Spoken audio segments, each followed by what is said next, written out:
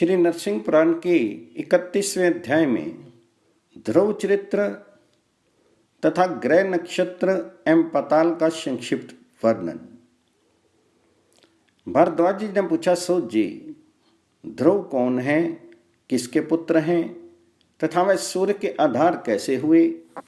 ये सब बातें भली भांति सोच विचार करके बताइए। हमारी ये कामना है कि आप हमें कथा सुनाते हुए सैकड़ों वर्षों तक जीवित रहें। सूर्य बले विप्रवर संभव मनु के एक पुत्र थे, राजा उत्तानपाद। उन भोपाल के दो पुत्र हुए। एक तो सुरुचि के गर्भ से उत्पन्न हुआ था, जिसका नाम उत्तम था, वह ज्येष्ठ था, और दूसरा पुत्र ध्रुव था, जो सुनीति के गर्भ से उत्पन्न हुआ था। एक दिन जब राजा राजसभा में बैठे हुए थे, सुनीति ने अपने पुत्र ध्रुव को वस्त्राभूषण से विभूषित करके राजा की सेवा के लिए भेजा। विनयशील ध्रुव ने धाय के पुत्रों के साथ राजसभा में जाकर राजा उत्तानपाद को प्रणाम किया। वहां उत्तम को पिता की गोद में बैठा देख करके ध्रुव सिंहासन पर आसीन राजा के पास जा पहुंचा और बालाचित चपलता के कारण राजा की गोद में चढ़ने की इच्छा करने लगा। यह देखकर सुरुचि ने ध्रुव से कहा। सुरुचि बोली, अभाग्नि के बच्चे, क्या तू भी महाराज की गोद में चढ़ना चाहता है? बालक, मूर्खतावश ही ऐसी चेष्टा कर रहा है। तू इसके योग्य कदापि नहीं है, क्योंकि तू एक भाग्यहीना स्त्री के गर्भ से पैदा हुआ है। बता तो सही, तूने इस सिंहासन पर बैठने के लिए कौन सा पुण्य कर्म किया है? यदि पुण्य ही किया होता तो क्या अभागिन के गर्भ से जन्म लेता? राजकुमार होने पर भी तुम मेरे उदर की शोभा नहीं बढ़ा सका है। इसी बात से जान ले कि तेरा पुण्य बहुत कम है। उत्तम कोख से पैदा हुआ है, कुमार उत्तम, जो सर्वश्रेष्ठ है। देखो वह कितने सम्मान के साथ पृथ्वीनाथ महाराज के दोनों घुटनों पर बैठा है। तो सूर्य कहते हैं, राजसभा के बीच में सुरुचि के द्वारा इस प्रकार झिड़के जाने पर बालक ध्रुव की आंखों से अश्रु बिंदु झरने लगे, किंतु वह धैर्यपूर्वक कुछ भी नहीं बोला। इधर राजा भी रानी के सौभाग्य गौरव से आबद्ध हो उसका कार्य उचित था या अनुचित कुछ भी नहीं कह सके। जब सभासदगण विदा हुए तब अपनी शैशवोचित चेष्टाओं से शोक को दबा करके वे बालक राजा को प्रणाम करके अपने घर को गया। सुनीति ने अपनी नीति के खजाने बालक को देख करके उसके मुख की कांति से ही जान लिया कि ध्रुव का राजा के द्वारा अपमान किया गया है। माता सुनीति को अंतःपुर के एकांत स्थान में देख करके ध्रुव अपने दुख के आवेग को रोक नहीं सका। वे माता के गले से लगकर लंबी सांस खींचता हुआ फूट फूट के रोने लगा। सुनीति ने उसे सांत्वना देकर कोमल हाथ से उसका मुख पोंछा और साड़ी के अंचल से हवा करते हुए माता अपने लाल से पूछने लगी, बेटा, आपने रोने का कारण तो बताओ। तो राजा के रहते हुए किसने तुम्हारा अपमान किया है? तो ध्रुव बोला, माँ, मैं तुमसे एक बात पूछता हूँ, मेरे आगे तुम ठीक ठीक बताओ। जैसे सुरुचि राजा की धर्मपत्नी है, वैसे ही तुम भी हो, फिर उन्हें सुरुचि ही क्यों प्यारी है? माता, तुम उन नरेश को क्यों प्रिय नहीं हो? सुरुचि का पुत्र उत्तम क्यों श्रेष्ठ है? राजकुमार होने में तो हम दोनों एक समान हैं, फिर क्या कारण है कि मैं उत्तम नहीं हूं? तुम क्यों मंदभाग्नि हो और सुरुचि क्यों उत्तम कोख वाली है? राज सिंहासन क्यों उत्तम के ही योग्य है, मेरे योग्य क्यों नहीं है? मेरा पुण्य तुच्छ और उत्तम का पुण्य उत्तम कैसे है? सुनीति अपने पुत्र के इस नीति युक्त वचन को सुनकर के धीरे से थोड़ी लंबी सांस खींच करके बालक का दुख शांत करने के लिए स्वभावतः मधुर वाणी में बोलने लगी। सुनीति बोली, तात, तुम बड़े बुद्धिमान हो। तुमने जो कुछ पूछा है वे सब शुद्ध हृदय से मैं निवेदन करती हूँ। तुम अपमान की बात मन में मत लाओ। सुरुचि ने जो कुछ कहा है वे सब ठीक ही है, अन्यथा नहीं है। ये यदि वह पटरानी है तो सभी रानियों से बढ़कर राजा की प्यारी है ही। राजकुमार उत्तम ने बहुत बड़े पुण्यों का संग्रह करके उस पुण्यवती रानी के उत्तम गर्भ में निवास किया था, अतः वही राज सिंहासन पर बैठने के योग्य है। चंद्रमा के समान निर्मल श्वेत छत्र, सुंदर युगल चंवर, उच्च सिंहासन, मदमत गजराज, शीघ्रगामी तुरग, आदि व्याधियों से रहित जीवन, शत्रु रहित सुंदर राज्य, ये वस्तुएं भगवान विष्णु की कृपा से प्राप्त होती हैं। सूत जी बोले, माता सुनीति के इस उत्तम वचन को सुनकर के सुनीति कुमार ध्रुव ने उन्हें उत्तर देने के लिए बोलना आरंभ किया।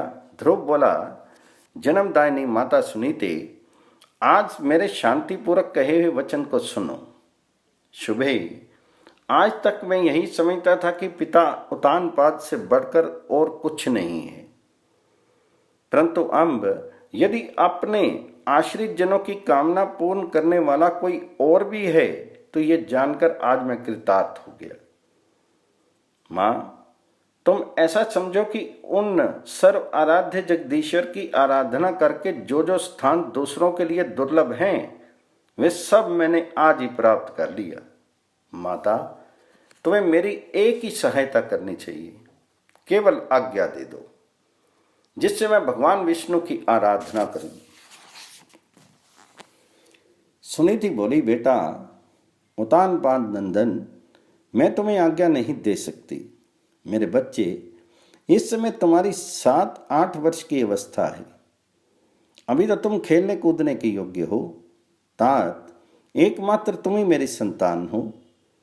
मेरा जीवन एक तुम्हारे ही आधार पर टिका हुआ है। कितने ही कष्ट उठाकर अनेक इष्ट देवी देवताओं की प्रार्थना करके मैंने तुम्हें पाया है। तात, तुम जब जब खेलने के लिए भी 3-4 कदम बाहर जाते हो तब तब मेरे प्राण तुम्हारे पीछे ही पीछे लगे रहते हैं। ध्रुव बोला, माँ, अब तक तो तुम और राजा उतानपाद ही मेरे माता पिता थे, परंतु आज से मेरे माता और पिता दोनों भगवान विष्णु ही हैं, इसमें संदेह नहीं है। सुनीति बोली, मेरे योग्य पुत्र, मैं भगवान विष्णु की आराधना करने से तुम्हें रोकती नहीं। यदि रोकूं तो मेरी जिहा के सैकड़ों टुकड़े हो जाएं। इस प्रकार आज्ञा सी पाकर ध्रुव माता के चरण कमलों की परिक्रमा और उन्हें प्रणाम करके तपस्या के लिए प्रस्थित हुआ। सुनीति ने धैर्यपूर्वक सूत्र में नील कमल की माला गूंथ करके पुत्र को उपहार दिया। मार्ग में पुत्र की रक्षा के लिए माता ने अपने शत आशीर्वाद, जिनका प्रभाव शत्रु भी नहीं रोक सकते थे, उनके पीछे लगा दी। वह बोली, पुत्र, शंख चक्र और गदा धारण करने वाले दया सागर जगतव्यापी भगवान नारायण सर्वत्र तुम्हारी रक्षा करें। सूत जी बोले, बालोचित प्रकर्म करने वाले बालक ध्रुव ने अपने महल से निकल करके अनुकूल वायु के द्वारा दिखाई हुई राह पकड़ करके उपवन में प्रवेश किया। माता को ही देवता मानने वाला और केवल राजमार्ग को ही जानने वाला वह राजकुमार वन के मार्ग को नहीं जानता था, अतः एक क्षण तक आंखें बंद करके कुछ सोचने लगा। नगर के उपवन में आकर बालक ध्रुव इस प्रकार चिंता करने लगा, क्या करूं, कहां जाऊं, कौन मुझे सहायता देने वाला होगा। ऐसा विचार करते हुए उसने ज्यों ही आंखें खोलकर देखा त्यों ही उस उपवन में अप्रत्याशित गति वाले सप्तऋषि उसे दिखाई दिए। उन सर्वतुल्य तेजस्वी सप्तऋषियों को, जो मानो भाग्य सूत्र से ही खींचकर ले आए गए थे, देखकर ध्रुव बहुत प्रसन्न हुआ। उनके सुंदर लाट में तिलक लगे थे, उन्होंने अंगुलियों में कुश की पवित्री पहन रखी थी तथा यज्ञ पवित्रों से विभूषित होकर वे काले मृग चरम पर बैठे थे। उनके पास जाकर ध्रुव ने गर्दन झुका दी, दोनों हाथ जोड़ लिए और प्रणाम करके मधुर वाणी में उन्हें अपना अभिप्राय निवेदित किया। ध्रुव बोला, मुनिवरों, आप मुझे सुनीति के गर्भ से उत्पन्न राजा उतानपाद का पुत्र ध्रुव जाने। इससे मेरा चित्त जगत की ओर से विरक्त है। सूत जी कहते हैं, अमूल्य नीति ही जिसका भूषण है। ऐसे मधुर और गंभीर भाषण करने वाले एवं स्वभावता मनोहर आकृति वाले उस तेजस्वी बालक को देख करके ऋषियों ने अत्यंत विस्मित होकर उसे अपने पास बिठाया और कहा, वत्स, अभी तक तुम्हारे वैराग्य या निर्वेद का कारण हम नहीं जान सके। वैराग्य तो उन मनुष्यों को होता है जिनकी मन कामनाएं पूर्ण नहीं हो पाती। तुम तो सातों द्वीपों के अधीश्वर सम्राट के पुत्र हो, तुम अपूर्ण मनोरथ कैसे हो सकते हो? हमसे तुम्हें क्या काम है? तुम्हारी मनोवांछा क्या है? तो ध्रुव बोला, मुनिगण, मेरे जो उत्तम उत्तम बंधु उत्तम कुमार हैं, उनके लिए ही पिता का दिया हुआ शुभ सिंहासन रही। उत्तम व्रत का पालन करने वाले मुनीश्वरों, मैं आप लोगों से इतनी ही सहायता चाहता हूं कि जिस स्थान का किसी दूसरे राजा ने उपभोग ना किया हो, जो अन्य सभी स्थानों में उत्कृष्ट हो और इंद्र आदि देवताओं के लिए भी जो दुर्लभ हो, वह स्थान मुझे किस उपाय से प्राप्त हो सकता है, ये बता दीजिए। उस समय उस बालक की ये बातें सुनकर के मरीचि आदि ऋषियों ने उसे यथार्थ ही उत्तर दिया। मरीचि बोले, जिसने गोविंद चरणार विंदों के पराग के रस का आस्वादन नहीं किया, वह मनोरथ पद से अतीत ध्यान में भी न आ सकने वाले परम उज्जवल फल को नहीं प्राप्त कर सकता। अत्रि बोले, जिसने अच्युत के चरणों की अर्चना नहीं की है, मैं पुरुष उस पद को जो इंद्र आदि देवताओं के लिए भी दुर्लभ और मनुष्यों के लिए तो अत्यंत दुष्प्राप्य है, कैसे पा सकता है?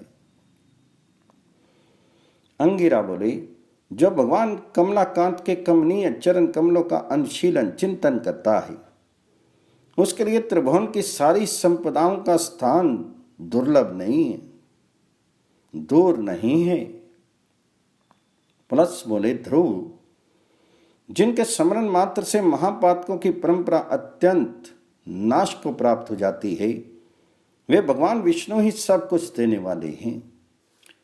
पुनः बोले, जिन्हें प्रधान प्रकृति और पुरुष जीव से विलक्षण पर ब्रह्म कहते हैं, जिनकी माया से समस्त प्रपंच रचा गया है,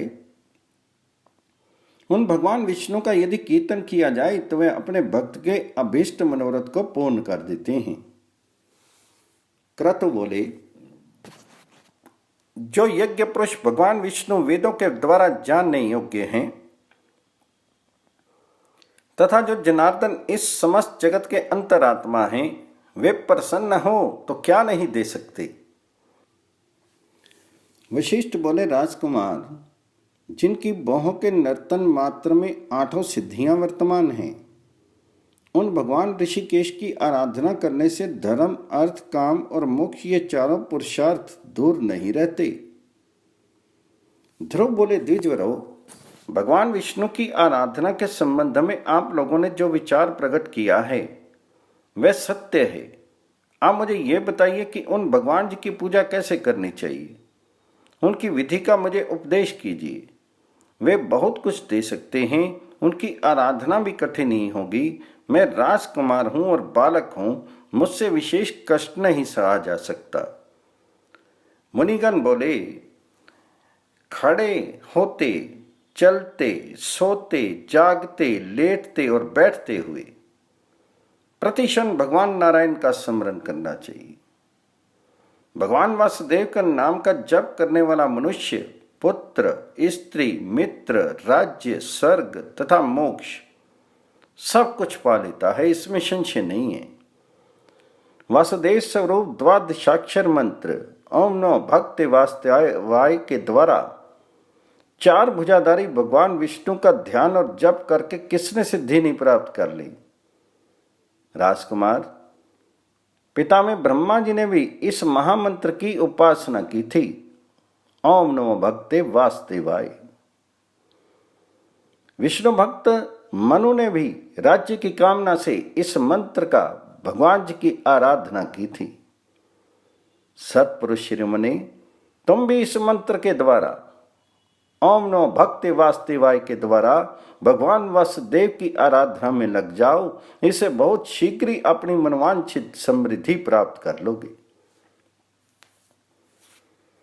सूर्य कहते हैं, यूं कहकर वे सभी महात्मा मुनीश्वर वहीं अंतर्हित हो गए और ध्रुव भी भगवान वासुदेव में मन लगा के तपस्या के लिए चला गया।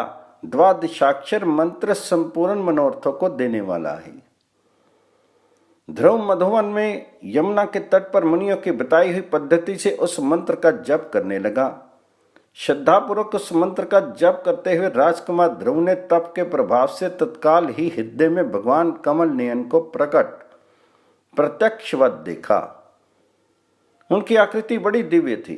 भगवान जी के दर्शन से उनका हर्ष बढ़ गया। अब तो वह राजपुत्र पुनः बड़े उत्साह से उस मंत्र का जप करने लगा।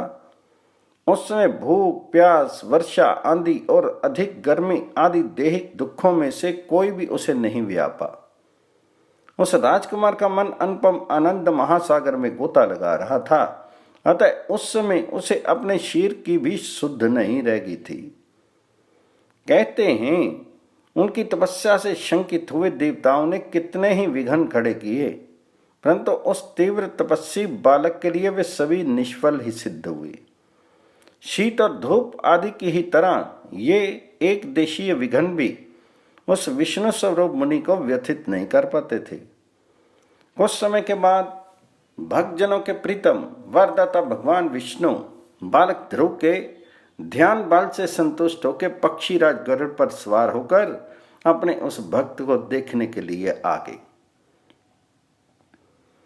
मणि समूह द्वारा निर्मित मुकुट से मंडित और शोभाशाली कौस्तुभ रत्न से सम अलंकृत महामेघ के समान श्याम कांति वाले वे भगवान श्री हरि ऐसी शोभा पा रहे थे माने उद्याचल के प्रति डाह रखने के कारण अपने श्रृंग पर बाल रवि को ध्यान किए साक्षात कज्जलगिरी प्रकाशित हो रहा हो। निश्चल और स्नेहपूर्ण दृष्टि वाले वे भगवान अपने दांतों की किरण रूप जल के अमित प्रवाह द्वारा तपस्या में लगे हुए राजकुमार ध्रुव के शीर की धूलि को धोते हुए से उनसे इस प्रकार बोले, वत्स, मैं तुम्हारी तपस्या, ध्यान, इंद्रिय निग्रह और दुस्साध्य मन संयम से तुम पर बहुत प्रसन्न हूं। अतः तुम्हारे मन में जो अभीष्ट हो वह उत्तम वर मुझसे मांग लो। भगवान की वह संपूर्ण गंभीर वाणी सुनते ही ध्रुव ने सहसा आंखें खोल दी। उस समय उन्हें चतुर्भुज ब्रह्म को, जिनका वह अपने हृदय में चिंतन कर रहा था, उसने सामने मूर्तिमान होकर खड़ा देखा। उस परम पूजनीय त्रिभुवनपति को सहसा सामने देख करके वह राजकुमार शक पका गया और मैं यहां इनसे क्या कहूं, क्या करूं इत्यादि बातें सोचता हुआ क्षण भर ना तो कुछ बोला और ना कुछ कर ही सका। उसके नेत्रों से आनंद के आंसू भरे थे, शीर के रोंवे खड़े हो गए थे। वह भगवान जी के सामने उच्च स्वर से हे त्रिभुवननाथ यो कहता हुआ दंडवत प्रणाम करने के लिए पृथ्वी पर पड़ गया। उस समय उनकी भौहें कांप रही थी। दंड की भांति प्रणाम करके जगत गुरु भगवान की ओर एक तक दृष्टि लगाए वे आनंद अतिरेक से चारों ओर लोटपोट होकर देर तक सोता रहा। नारद, सनंदन, सनक और सनत कुमार आदि अन्य योगी जिन योगेश्वर का श्रवण कीर्तन एवं स्तवन किया करते हैं और जिनके नेत्र करुणा के आंसू से भीगे हुए थे, उन्हीं कमल लोचन भगवान को आज ध्रुव ने प्रत्यक्ष देखा। उस समय चक्रधर भगवान ने अपने हाथ से पकड़कर ध्रुव को उठा लिया। इतना ही नहीं, उन्होंने अपने दोनों कोमल हाथों से उनकी धूली धूसरित शीर को सब ओर से पूछा और उसे हृदय से लगाकर कहा, बच्चा, तुम्हारे मन में जो भी इच्छा हो उसके अनुसार वर मांग लो। मैं निस्संदेह वह सब कुछ दे दूंगा। तुम्हारे लिए कोई भी वस्तु उदय नहीं है।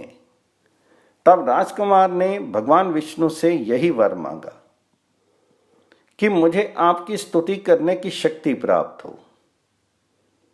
यह सुनकर भगवान जी ने मूर्तिमान विज्ञान के समान निर्मल शंख से ध्रुव के मुख को छुआ दिया।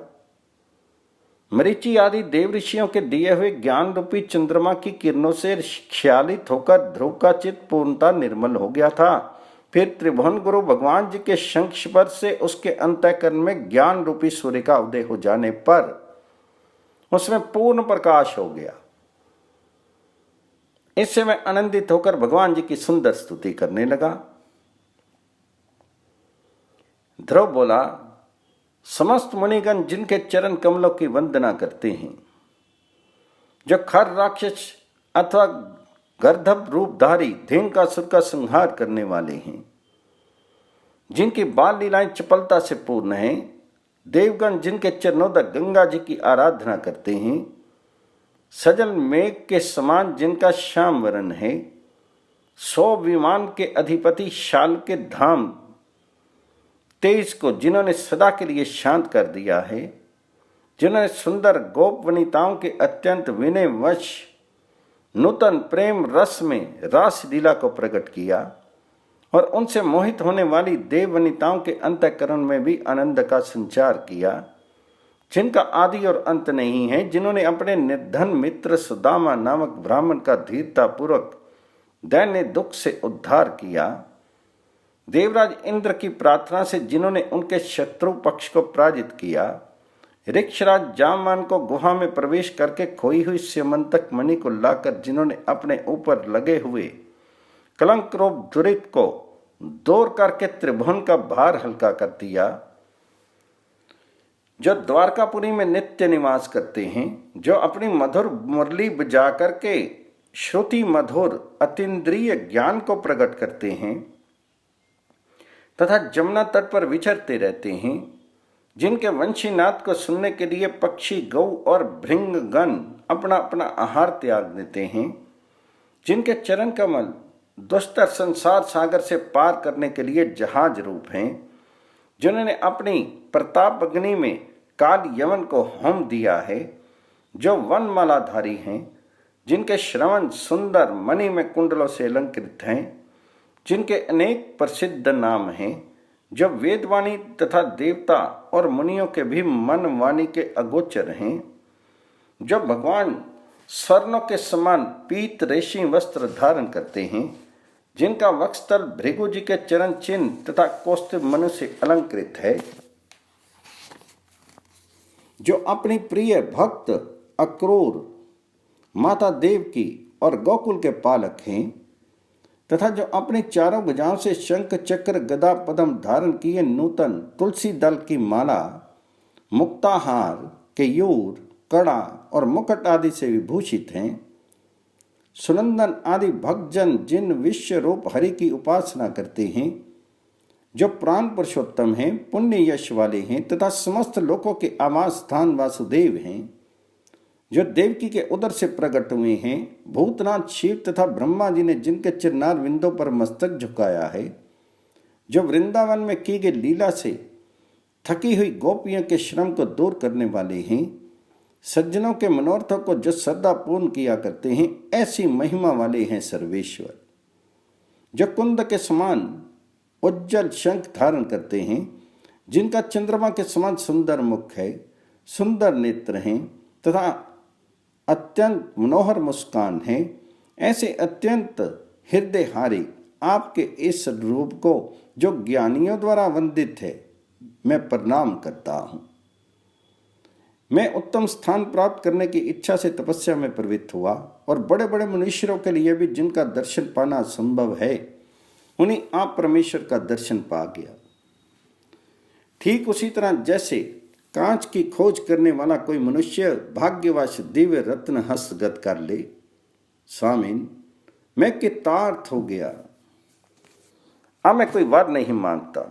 हे नाथ, जिनका दर्शन अपूर्व है, पहले कभी उपलब्ध नहीं हुआ है, उन आपके चरण कमलों का दर्शन पाकर अब मैं इन्हें छोड़ नहीं सकता।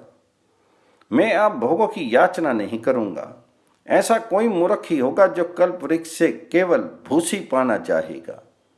देव, आज मैं मोक्ष के कारण बहुत आप परमेश्वर की शरण में आ पड़ा हूं। अब बाह्य विषय सुखों को मैं नहीं भोग सकता। जब रत्नों की खान समुद्र अपना मालिक हो जाए, तब कांच का भूषण पहनना कभी उचित नहीं हो सकता। अतः ईश, अब मैं दूसरा कोई वर नहीं मांगता। आपके चरण कमलों में मेरी सदा भक्ति बनी रही। देववर, मुझे यही वर दीजिए। मैं बारंबार आपसे यही प्रार्थना करता हूं। श्री सूत जी कहते हैं, इस प्रकार अपने दर्शन मात्र से दिव्य ज्ञान प्राप्त करके स्तुति करते हुए ध्रुव को देख करके भगवान जी ने उनसे कहा, श्री भगवान कहने लगे, ध्रुव ने विष्णु की आराधना करके क्या पा लिया?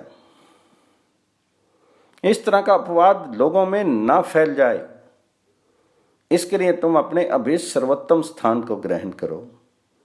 पुनः समय आने पर शुद्ध भाव होकर तुम मुझे प्राप्त कर लोगे। मेरे प्रसाद से समस्त ग्रहों के आधारभूत कल्प वृक्ष और सब लोगों के वंदनीय होकर तुम और तुम्हारी माता आर्या सुनीति मेरे निकट निवास करोगे। श्री सूत जी कहते हैं, इस प्रकार प्रत्यक्ष प्रकट होकर उपयुक्त वरदानों से ध्रुव का मनोरथ पूर्ण करके भगवान मुकुंद धीरे से अपना वह दिव्य रूप छिपा के बारंबार घूमकर उस भक्त की ओर देखते हुए अपने वैकुंठ धाम को चलेगी। इसी बीच में देवताओं का समुदाय भगवान विष्णु और उनके भक्त के उस समागम को देख करके हर्ष के मारे तत्काल दिव्य पुष्प बरसाने और उस अविनाशी ध्रुव का स्तवन भी करने लगा। सुनीति कुमार ध्रुव आज श्री और सम्मान दोनों से संपन्न होकर के देवताओं का भी वंदनीय होकर शोभा पा रहा है। ये अपने दर्शन तथा गुण कीर्तन से मनुष्यों की आयु, यश तथा लक्ष्मी को भी वृद्धि करता रहेगा। इस प्रकार ध्रुव भगवान विष्णु के प्रसाद से दुर्लभ पद पा गया। ये कोई आश्चर्य की बात नहीं है। उन गरुड़ वाहन भगवान जी के प्रसन्न हो जाने पर भक्तों के लिए कुछ भी दुर्लभ नहीं रह सकता, कुछ भी दुर्लभ नहीं है। सूर्यमंडल का जितना मान है उससे दूना चंद्रमंडल का मान है। चंद्रमंडल से पूरे 2 लाख योजन दूर ऊपर नक्षत्र मंडल है। नक्षत्र मंडल से भी 2 लाख योजन ऊंचे बुद्ध का स्थान है और बुद्ध के भी स्थान से उतनी ही दूरी पर शुक्र की स्थिति है। शुक्र से भी 2 लाख योजन दूर मंगल है और मंगल से भी 2 लाख योजन पर देव पुरोहित बृहस्पति का निवास है। बृहस्पति भी 2 लाख योजन ऊपर शनिचर का स्थान है। उन शनिचर से भी 2 लाख योजन ऊपर सप्तऋषियों का मंडल है। सप्तऋषि मंडल से 1 लाख योजन ऊपर ध्रुव स्थित है। साधु शिरोमणि, वह समस्त ज्योतिर्मंडल का केंद्र है। विप्रवार, सूर्यदेव स्वभावतः अपनी किरणों द्वारा नीचे तथा ऊपर के लोकों में ताप पहुंचाते हैं। वे ही प्रत्येक युग में त्रिभुवन की काल संख्या निश्चित करते हैं। द्विजोतम मुनि श्रेष्ठ ब्रह्मा जी के द्वारा विष्णु भक्ति से अभ्युदय को प्राप्त होकर के सूर्य अपनी उधर्वगत किरणों से ऊपर के जन, तप और सत्य लोकों में गर्मी पहुंचाते हैं। अधोगत किरणों से भूलोक को प्रकाशित करते हैं। समस्त पापों को हरने वाले सूर्यदेव त्रिभुवन की सृष्टि करते हैं। वे छत्र की भांति स्थित होकर एक मंडल से दूसरे मंडल को दर्शन देते और प्रकाशित करते हैं। सूर्य मंडल के नीचे भुवर लोक प्रतिष्ठित है। तीनों भवनों का अधिपत्य भगवान विष्णु ने शतक्रतु इंद्र को दे रखा है। वे समस्त लोकपालों के साथ धर्मपूर्वक लोक की रक्षा करते हैं। महाभाग, वे यशस्वी देवेंद्र स्वर्गलोक में निवास करते हैं। मुनि, इन 7 लोकों से नीचे ये प्रभापूर्ण पाताल लोक स्थित है। ऐसा आप जाने, वहां न सूर्य का ताप है, न चंद्रमा का प्रकाश है, न दिन है न रात है। श्रेष्ठ पातालवासी जन दिव्य रूप धारण करके सदा अपने तेज से प्रकाशित होते हुए तपते हैं। स्वर्गलोक से करोड़ योजन ऊपर महर लोक स्थित है। हे विप्र, उसे दूने 2 करोड़ योजन पर मुनि सेवित जन लोक है, जो 5वां लोक है वो स्थित है।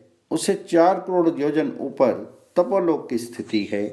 तपोलोक से ऊपर 8 करोड़ योजन पर सत्यलोक ब्रह्मलोक स्थित है। ये सभी भुवन एक दूसरे के ऊपर छत्र की भांति स्थित हैं। ब्रह्मलोक से 16 करोड़ योजन पर विष्णु लोक की स्थिति है। लोक चिंतकों ने वराह पुराण में उनके महात्म्य का वर्णन किया है। द्विश्रेष्ठ, इसके आगे परम पुरुष की स्थिति है। जो ब्रह्मांड से विलक्षण साक्षात परमात्मा हैं, इस प्रकार जानने वाला मनुष्य तप और ज्ञान से युक्त होके पशु पाश अविद्या बंधन से मुक्त हो जाता है। अनक, इस प्रकार मैंने तुम्हें भूगोल की स्थिति बतलाई। जो पुरुष सम्यक प्रकार से इसका ज्ञान रखता है वह परम गति को प्राप्त होता है। मनुष्य और देवताओं में पूजित नरसिंह स्वरूप अप्रमेय भगवान विष्णु लोक की रक्षा करने वाले हैं। वे अनादि मूर्तिमान परमेश्वर प्रत्येक युग में शीर धारण करके दुष्टों का वध करके विश्व का पालन करते हैं। इस प्रकार श्री नरसिंह पुराण में 31वां अध्याय पूर्ण हुआ।